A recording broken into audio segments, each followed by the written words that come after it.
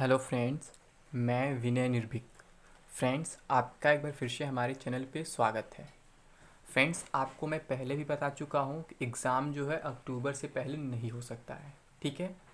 और कुछ कारण मैं पहले बता चुका हूँ, कुछ और कारण इंक्लूड कर रहा हूँ, जिससे जो मेरी बात है और मतलब पूरी सच्चाई के साथ आगे बढ़ती जा रही है और उसकी सच्चाई बढ़ती जा रही है।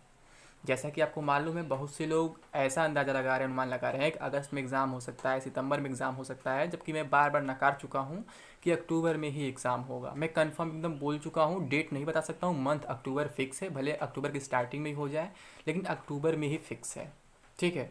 और अगर बहुत पहले होता है, सितंबर लास्ट वीक में हो सकता है, बट उससे पहले पॉसिबल नहीं है, ठीक है। इसलिए मैंने डायरेक्ट अगस्त को इम्पॉसिबल लिखा है, सितंबर को इम्पॉसिबल नहीं लिखा है। नहीं तो अगर मान लीजिए सितंबर में एक दिन पहले एग्जाम स्टार्ट हो तो आप लोग हमको गाली देंगे, कहेंगे सितंबर में स्टार्ट हो तुम सितंबर में इम्पॉसिबल बोले थे। लेकिन हाँ, मैं अगस्त में इम्पॉसिबल बोल रहा हूँ, अगस्त में पॉसिबल नहीं है। इसका क्या रीज़न है फ्रेंड्स? रीज़न ये है कि इस बार जो है फॉर्म काफ़ी अधिक पड़े हैं पिछले बार के कंपेरिजन में, ठीक है। इस बार फॉर्म लगभग हमको लगता है टोटल कंप्लीट फॉर्म जो हो जाएगा, वैलिड फॉर्म, हमको लगता है 12 लाख के आसपास पहुंच जाएंगे। क्योंकि अब तक जो है 14 लाख रजिस्ट्रेशन हो चुका है और लगभग 10 लाख के पेमेंट हो चुके हैं। तो मुझे लगता है पूरे वैलिड फॉर्म 12 लाख के आसपास जाएंगे, इससे अधिक नहीं जाएंगे, ठीक है। 12 से 13 मान लेते हैं, उससे अधिक नहीं जाना चाहिए। मतलब 12-13 के आसपास रहने वाले हैं। और पिछली वैकेंसी में, यानी कि जो 2016 में वैकेंसी आई थी, वहाँ पे 6 लाख फॉर्म पड़े हुए थे। तो आप सोच सकते हैं फॉर्म डायरेक्टली डबल हो जा रहा है, ठीक। और पिछली बार की वैकेंसी आपको याद होगी, मात्र 6 लाख फॉर्म में 1 साल बाद एग्ज़ाम हुआ था। तो अब आप यहाँ ये सोचिए कितना स्पीड आ जाएगा उस एजेंसी में, कितना इम्प्रूवमेंट आ जाएगा, आप सोच सकते हैं। जो एजेंसी आज तक कोई बड़ा एग्ज़ाम नहीं कराई है, वो केवल 6 लाख 5 लाख कैंडिडेट्स का ही एग्ज़ाम कराई है, 4 लाख कैंडिडेट्स का एग्ज़ाम कराई, उससे कम कैंडिडेट्स का एग्ज़ाम कराई है। और अचानक उसे जब 12-13 लाख कैंडिडेट्स का व्यवस्था करना होगा, अरेंजमेंट करना होगा, तो कैसे करा पाएगा? अभी कुछ और भी रीज़न इसके साथ फ्रेंड्स, केवल यही रीज़न नहीं है, ठीक है। तो मैं यही अनुमान लगा चलता हूँ 12-13 लाख वैलिड फॉर्म हो सकते हैं। वैलिड फॉर्म का मतलब क्या है? पेमेंट करने के बाद और फिर स्क्रूटनी के बाद उतने बच जाएंगे, ठीक है।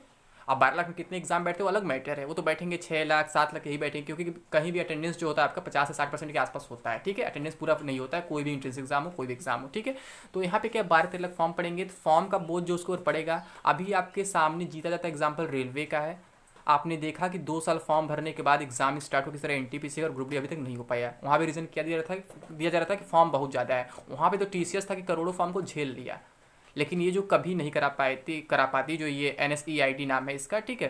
तो ये कभी नहीं करा पाती इतना बड़ा एग्ज़ाम। तो अभी क्या मिला, पहली बार इतना बड़ा एग्ज़ाम मिला है, और आप लोग झूठा अंदाज़ा लगा रहे हैं कि अगस्त में एग्ज़ाम हो जाएगा, सितंबर में ये हो जाएगा, वो हो जाएगा। तो पॉसिबल नहीं है फ्रेंड्स, ये तो एक अलग रीज़न है। और अभी आपको मैं एक बात और बताया था बहुत पहले, कोर्ट केस वाला, कि जब एक बार एज रजिस्ट्रेशन के लिए कोर्ट केस किया गया है, और अगर इसमें जनरल ऑर्डर नहीं दिया जाता है, केवल याचियों को, यानी केवल पेटिशनर को ही मौका देता है फॉर्म भरने का, तो फिर उसका देखी देखा दोबारा तिबारा केस होता रहेगा। तो फ्रेंड्स, वही चीज़ हुआ है इलाहाबाद हाई कोर्ट में। अब तक 8-10 केस पड़ चुके हैं उसी को देखते हुए, यानी रोज़ नए नए याची बन रहे हैं।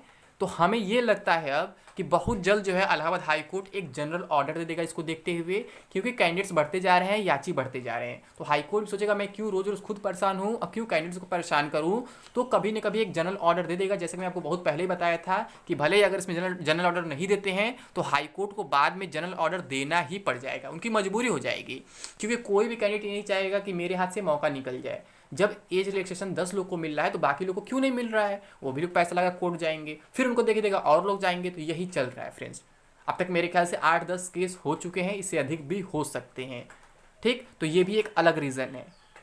और प्लस अगर मान लेते हैं यहाँ पे NSEIT की जगह पे TCS ही रहता, तो भी इतना जल्द एग्ज़ाम नहीं करा पाता, क्योंकि इतना आसान नहीं है इतना जल्द एग्ज़ाम कंडक्ट कराना। और एक जब ऑनलाइन आपको एग्ज़ाम कराना है, तो आपके पास उतने मतलब सफिशिएंट सेंटर्स होने चाहिए, और NSEIT के पास सेंटर नहीं है उतने, आपको मैं पहले बता चुका हूँ।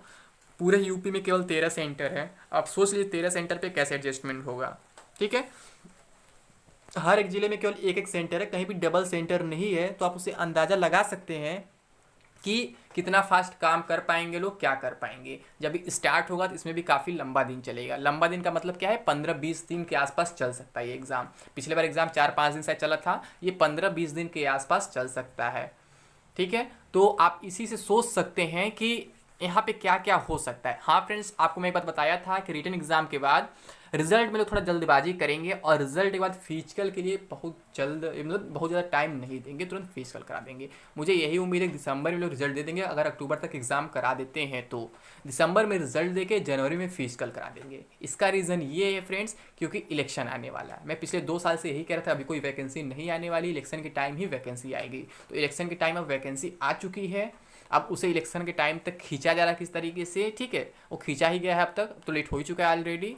तो यहाँ पे क्या होगा, आपका रिटन एग्जाम अक्टूबर में हो सकता है, फिर दिसंबर में आपका रिटन रिजल्ट आएगा, फिर फिजिकल आपका जनवरी में होगा, फिर फिजिकल का रिजल्ट हो सकता है इलेक्शन तक रोक दिया जाए।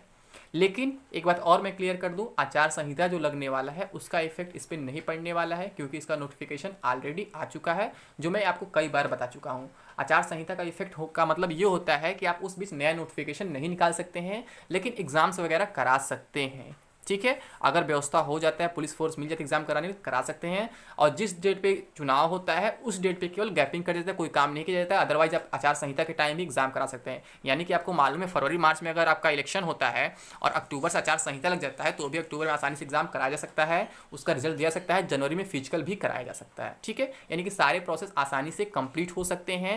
लेकिन मैं आपसे यही कहूँगा कि अगस्त का सपना छोड़ दें। ये लोग केवल कोर्स बेचने वाले लोग ही ऐसा अफवाह फैला रहे कि अगस्त में एग्जाम होगा, इसमें एग्जाम होगा, उसमें एग्जाम होगा, ठीक है। ये लोग हर एक वैकेंसी में ऐसा ही करते हैं, कुछ नया नहीं है। तो उम्मीद करूंगा आप लोग समझ गए होंगे मैं क्या शुरू से चिल्ला रहा था, क्या अभी चिल्ला रहा हूँ, ठीक है। अभी जरा सा भी पॉसिबल नहीं कि अगस्त में एग्जाम हो पाए। यही लोग थे जो चिल्ला रहे थे, हल्ला कर रहे थे कि जनवरी में एग्जाम हो जाएगा, सितंबर में नोटिफिकेशन आ जाएगा। पिछले साल की मैं बात कर रहा हूँ फ्रेंड्स, तब भी मैं बोला था कि अभी कोई नोटिफिकेशन नहीं आने वाला है। मैं चाहूँ तो ये पुरानी स्क्रीनशॉट आप लोगों को दिखा सकता हूँ कि मैंने इसके लिए कितना गालियाँ खाया था। कुछ लोग बोल रहे थे कि ये मतलब आरआरबी बोर्ड के सॉरी, यहाँ पे पुलिस भर्ती बोर्ड के अध्यक्ष का ये बात नहीं मान रहा है, उन्हें झूठा बोल रहा है, ये कर रहा है, वो कर रहा है। तो फ्रेंड्स मुझे मालूम है वो लोग कैसे बोलते हैं, किस दबाव में बोलते हैं, अपने पास से वो नहीं बोलते हैं। क्योंकि उन्होंने बोला था सितंबर में नोटिफिकेशन हम निकाल देंगे, दिसंबर में एग्जाम करा देंगे, जनवरी में फिजिकल करा देंगे, मार्च ज्वाइन कर देंगे, वो कर देंगे। पिछले साल की बात है सब। और मैं तब भी लगातार मना कर रहा था कि अभी कोई नोटिफिकेशन आने वाला नहीं है, क्योंकि अभी इलेक्शन नहीं है। तो उस पर भी मैंने गालियाँ खाया था। तो मुझे इसका फ़र्क नहीं पड़ता है फ्रेंड्स, जो सच्चाई है वो मैं बताता रहूँगा, ठीक है। चाहे कोई मुझे गाली दे, चाहे कुछ करे, मुझे उससे ज़्यादा फर्क नहीं पड़ने वाला है। मैं आपसे यही कहूँगा केवल आप लोग अपने प्रिपरेशन पे फोकस करें, क्योंकि अगर आप लोग प्रिपेयर्ड रहेंगे तो एग्ज़ाम कभी भी होगा, आप उसे क्लियर कर लेंगे।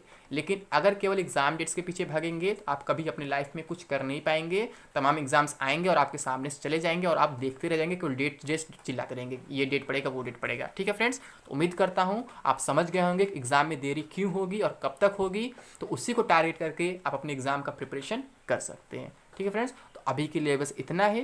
Thank you. जय हिंद, जय भारत।